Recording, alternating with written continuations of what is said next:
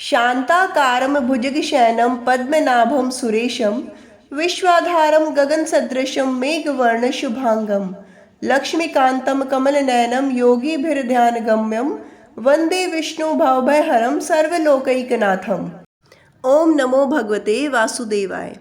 प्रिय श्रोतागणों, भगवान विष्णु और माता लक्ष्मी की कृपा सदैव आप लोगों पर बनी रहे। आज हम श्रवण करेंगे वैशाख मास का छठा अध्याय। कल के अध्याय में आपने सुना वैशाख मास के महात्म्य श्रवण से एक सर्प का उद्धार और वैशाख धर्म के पालन तथा राम नाम जप से व्याध का वाल्मीकि होना तथा राजा धर्मवर्ण की कथा और कल की अवस्था का वर्णन, धर्मवर्ण और पितरों का संवाद तथा वैशाख की अमावस्या की श्रेष्ठता। प्रिय श्रोतागणों, आइए आज की कथा का श्रवण करते हैं। श्रुतदेव जी कहते हैं, जो मनुष्य अक्षय तृतीया को सूर्योदय काल में प्रातः स्नान करते हैं और भगवान विष्णु की पूजा करके कथा सुनते हैं, वे मोक्ष के भागी होते हैं। जो उस दिन श्री मधुसूदन की प्रसन्नता के लिए दान करते हैं, उनका वह पुण्य कर्म भगवान की आज्ञा से अक्षय फल देता है। वैशाख मास की पवित्र तिथियों में शुक्ल पक्ष की द्वादशी समस्त पाप राशि का विनाश करने वाली है। शुक्ला द्वादशी को योग्य पात्र के लिए जो अन्न दिया जाता है, उसके एक एक दाने में कोटि कोटि ब्राह्मण भोजन का पुण्य होता है। शुक्ल पक्ष की एकादशी तिथि में जो भगवान विष्णु की प्रसन्नता के लिए जागरण करता है, वह जीवन मुक्त होता है।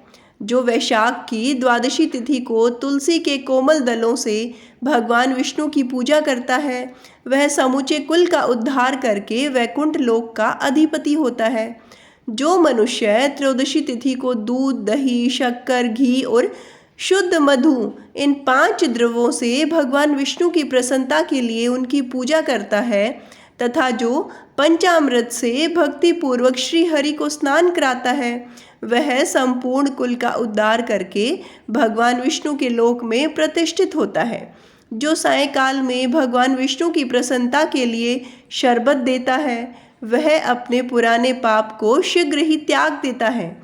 वैशाख शुक्ल द्वादशी में मनुष्य जो कुछ पुण्य करता है, वह अक्षय फल देने वाला होता है।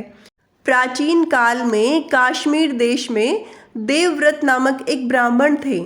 उनके सुंदर रूप वाली एक कन्या थी, जो मालिनी के नाम से प्रसिद्ध थी। ब्राह्मण ने उस कन्या का विवाह सत्यशील नामक बुद्धिमान द्विज के साथ कर दिया।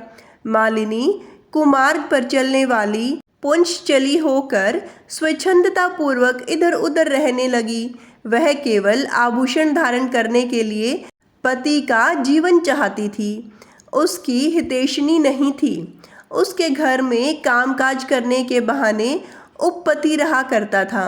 सभी जाति के मनुष्य जार के रूप में उसके यहाँ ठहरते थे। वह कभी पति की आज्ञा का पालन करने में तत्पर नहीं हुई। इसी दोष से उसके सब अंगों में कीड़े पड़ गए, जो काल, अंतक और यम की भांति उसकी हड्डियों को भी छेदते रहते थे। उन कीड़ों से उनकी नाक, जीवा और कानों का उच्छेद हो गया। वक्षस्थल तथा उंगलियां गल गई, उसमें पंगुता भी आ गई। इन सब कलेशों से मृत्यु को प्राप्त होकर वह नरक की यातनाएं भोगने लगी। 1,50,000 वर्षों तक वह तांबे के भांड में रहकर जलाई गई। 100 बार उसे कुत्ते की योनि में जन्म लेना पड़ा। तत्पश्चात 100 वीर देश में पदबंधु नामक ब्राह्मण के घर में वह अनेक दुखों से घिरी हुई कुत्ता बनी। उस समय भी उसके कान, नाक, पूंछ और पैर कटे हुए थे और उसके सिर में भी कीड़े पड़ गए थे। राजन, इस प्रकार 30 वर्ष बीत गए। एक दिन वैशाख के शुक्ल पक्ष की द्वादशी तिथि को पदबंधु का पुत्र नदी में स्नान करके पवित्र हो भीगे वस्त्र से घर आया। उसने तुलसी जी की वेदी के पास जाकर अपने पैर धोए। वह कुत्ते के रूप में वेदी के नीचे सोई हुई थी। सूर्योदय से पहले का समय था। ब्राह्मण कुमार के चरणोदक से वह नहा गई और तत्काल उसके सारे पाप नष्ट हो गए। फिर तो उसी क्षण उसे अपने पुनर्जन्मों का स्मरण हो आया।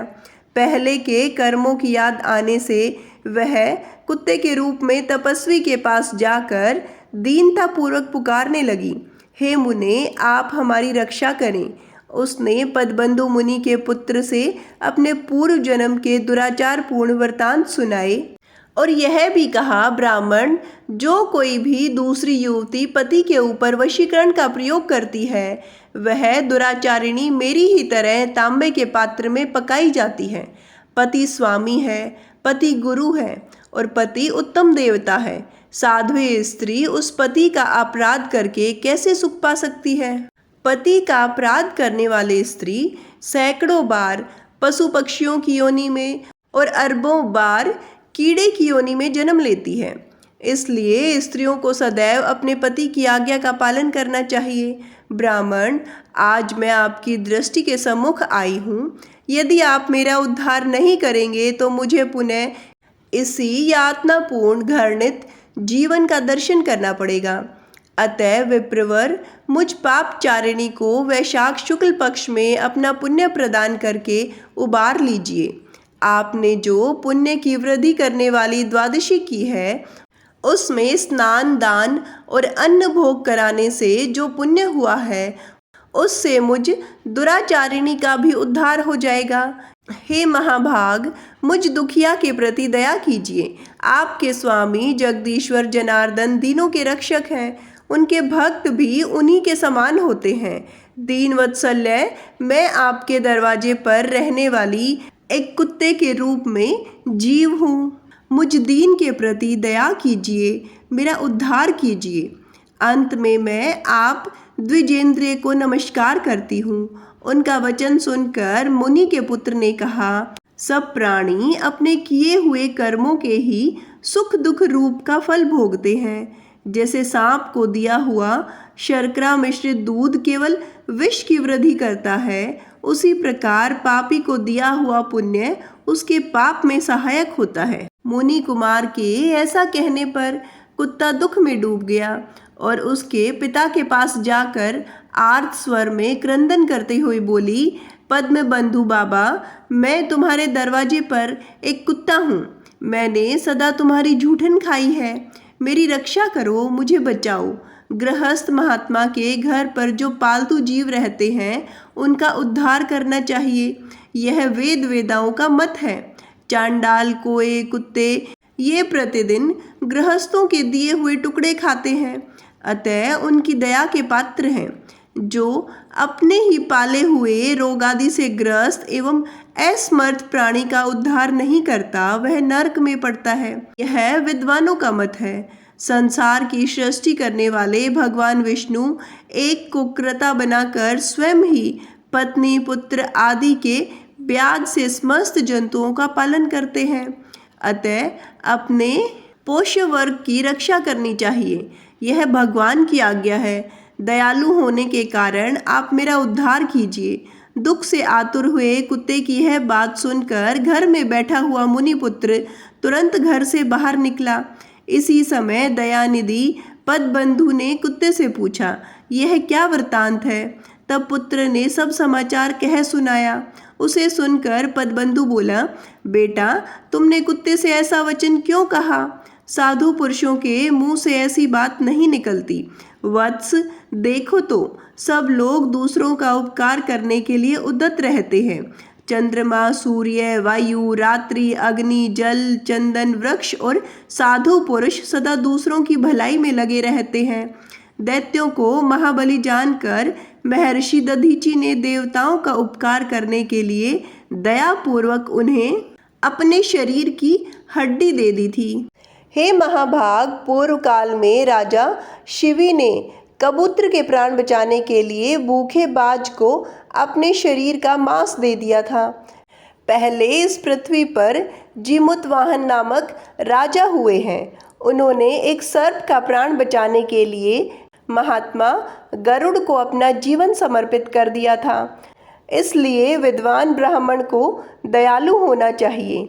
क्या इंद्रदेव शुद्ध स्थानों में ही वर्षा करते हैं, अशुद्ध स्थान में जल नहीं बरसाते?